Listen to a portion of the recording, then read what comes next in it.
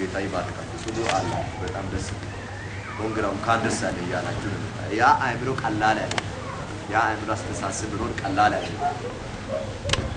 እና መልካም ዜጋ ለመሆን እግዚአብሔር ጋር መሆንና አሁን እሱ በተናገራችሁ እንደገና እግዚአብሔር ቃል በመክራችሁ ምክር ተሰማላችሁ ወንድማችን ራካሳን ወደዚህ ጋር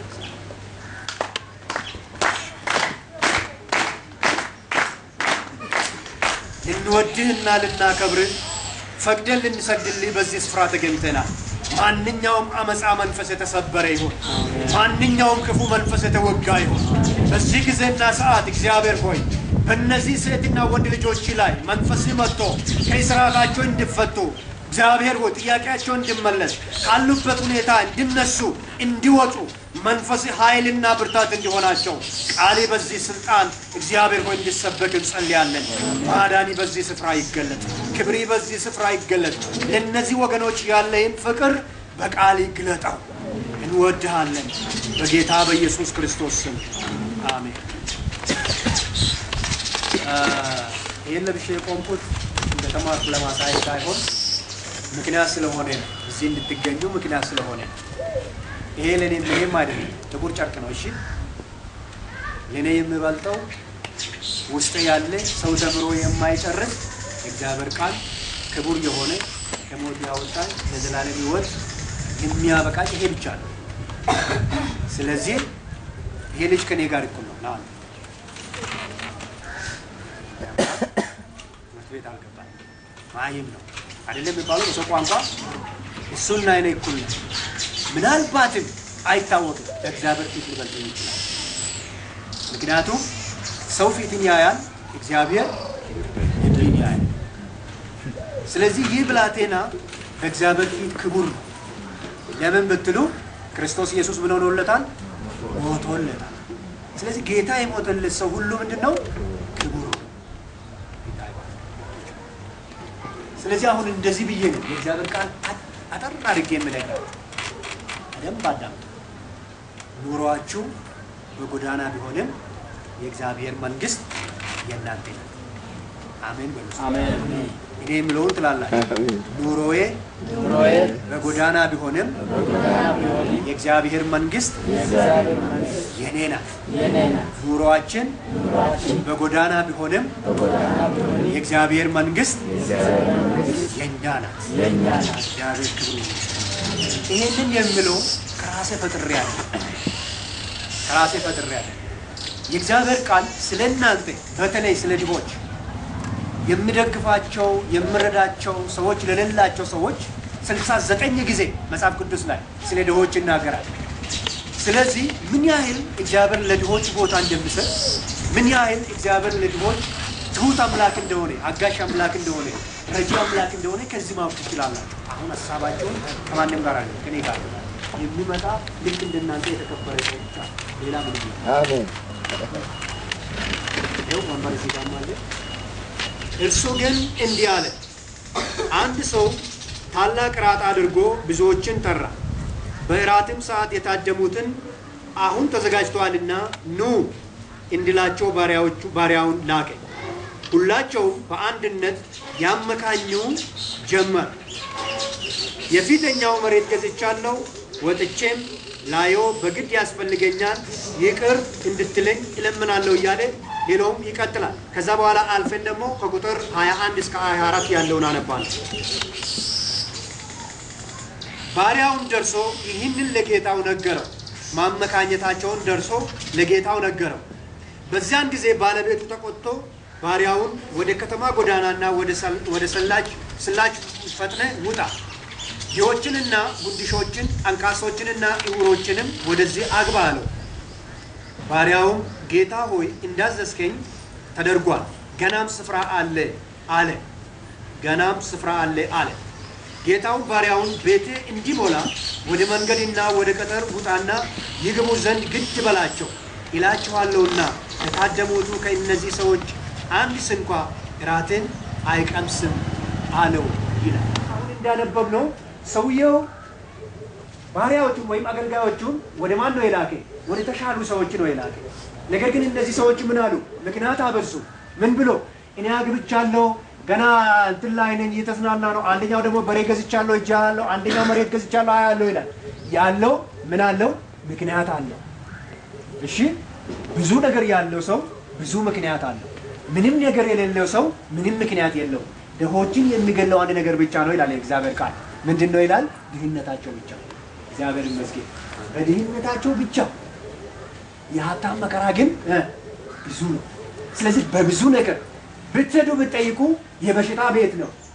የጭንቀት ቤት ነው እንቅልፍ የለው ሰላም የለው ይጨነቃል ሁሉ ጊዜ ጥያቄ በጥያቄ ነው የሚሆነው ማን ሀብታም ድሃ ግን የሚያስበው ስለምኑ ብቻ ነው ስለ ድህነቱ ብቻ ነው አንድ ነገር ብቻ ስለዚህ ለድሆች ወንጌልን ሰብክ ዘንድ ምን አድርጎኛል ቀብቶኛል ማን ነው ድሃ እኛ እናንተ ሁላችንም ድሆች ነን አሁን ድሃ የሆኑት ምን ይበሉ ደስ ይበላቸው የእግዚአብሔር መንግስት የማናትና የነሱ ናትና ይላል እግዚአብሔር ቃል ስለዚህ ወንድሞቼ እኔ አደፋፍራችኋለሁ እዚህ ቃል ላይ አሁን እንዳነበብነው የተገባቸው ሰዎች ይሄንን የመዳን ቃል ጥሪ ምን አላደረጉ አልተቀበሉ ስለዚህ እግዚአብሔር እንደዚህ ያደረገ አንድ ልጁን ስለጠፉ ሰዎች ተስፋ ለቆረጡ ሰዎች ውስጣቸው የሞተባቸው ውስጣቸው ድሃ የሆነባቸው ሰዎች ስላሉ ጻድቃንን ቅዱሳንን መላእክትን ሰማይ ላይ ተው ወዴት መጣ ወደ ዓለም መጣ ማንም ፍለጋ በኃጢአት የወደቁትን ግራ የገባቸውን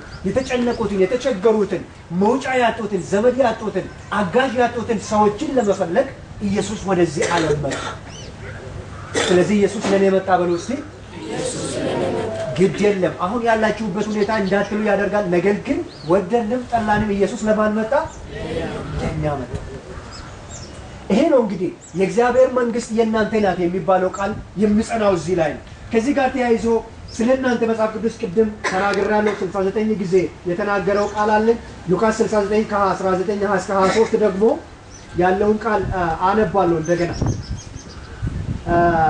መንገድ ዳር ሆኖ እግዚአብሔርን ማምለክ ይቻላል ወይ የሚል መልስ ይሰጠናል እዚህ ላይ ብዙ ጊዜ እስቲ 3-4 ጊዜ ጌታን የተቀበላችሁ እንደዚህ አይነት ፕሮግራም ተዘጋጅቶ የላችሁም እዚህ ውስጥ 3-4 ጊዜ እንደዚህ አይነት ፕሮግራም ሲዘጋጅ ሄዳችሁ ጌታን ትቀበላላችሁ ወደ ጎዳና ስትሄዱ እዛው ጥራችሁ ነው እኔ ግን ዛሬ የምነግራችሁ ነገር አለ ጎዳና ላይ ሆኖ እግዚአብሔርን ማምለክ ይቻላል እግዚአብሔር የልብ ነው እንጂ የጎዳናም አይደለም የሞቀ ቤት አምላክም አይደለም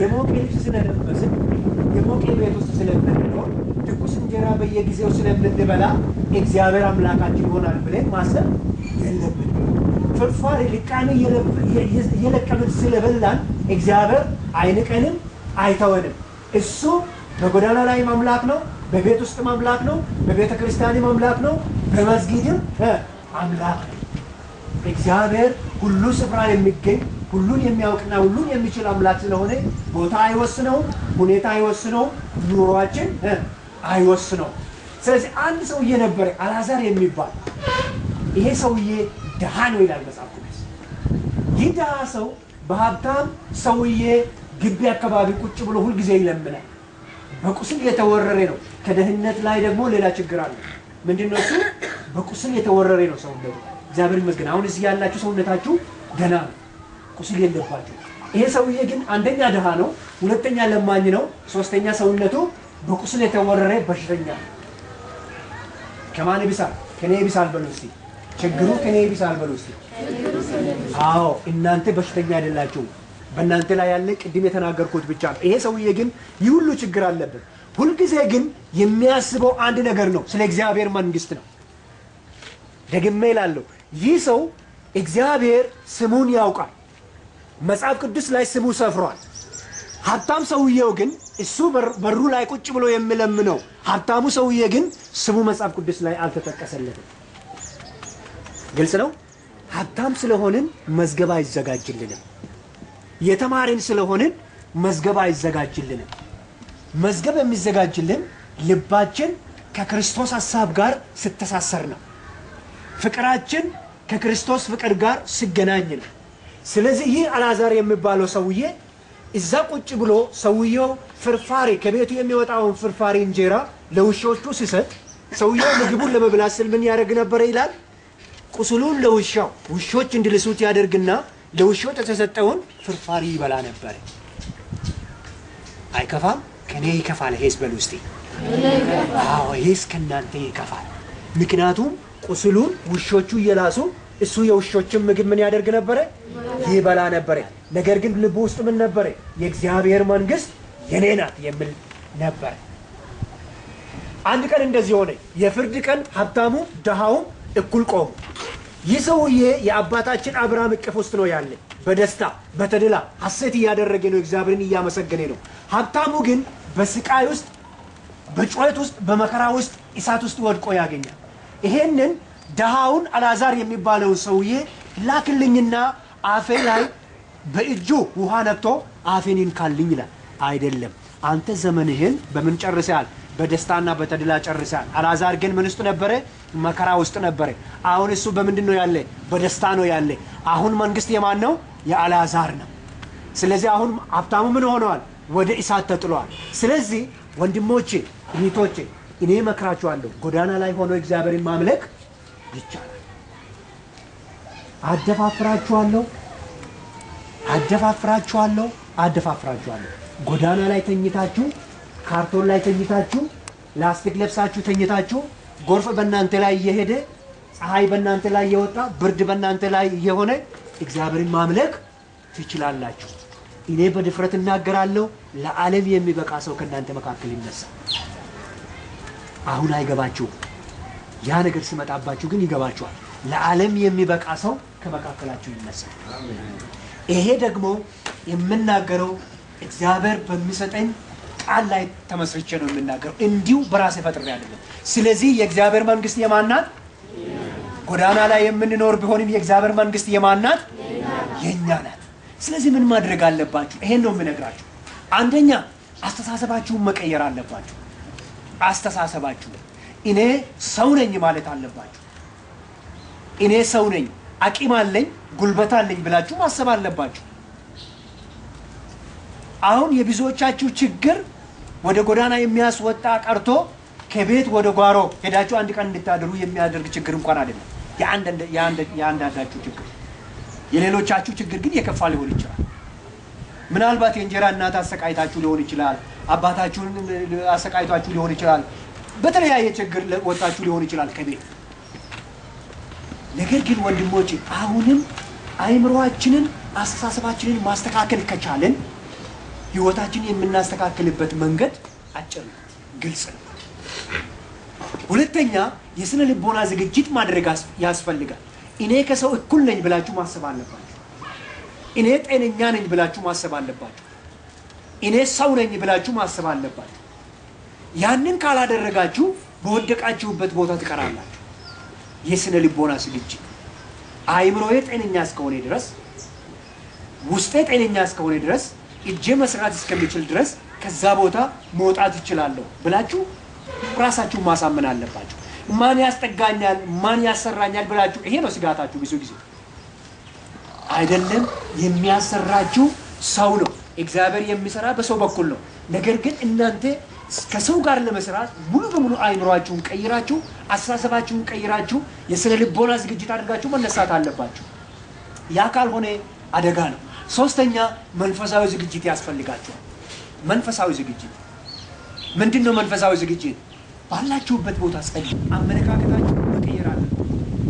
ያንን ካላደረጋችሁ ሁልጊዜ መከራችሁን እያሰባችሁ፣ ችግራችሁን እያሰባችሁ፣ ነገያችሁን እያሰባችሁ ሌሊታችሁን በጭንቀት ነው የምታሳልፉት። ስለ እግዚአብሔር የምታስቡ ከሆነ ግን ረሃባችሁን ትረሳላችሁ፣ ብቸኝነታችሁን ትረሳላችሁ፣ ችግራችሁን ትረሳላችሁ። አሁን ወደ ሰው መጠጋት ትጀምራላችሁ። ወደ ቤተ ክርስቲያን መሄድ ትጀምራላችሁ። ከሰው ጋር መተዋወቅ ትጀምራላችሁ። አይታወቅም፣ እግዚአብሔር የሚሰራና የሚፈጥር አይታወቅም። ነገ ባለሙያ ሆናችሁ ትገኛላችሁ።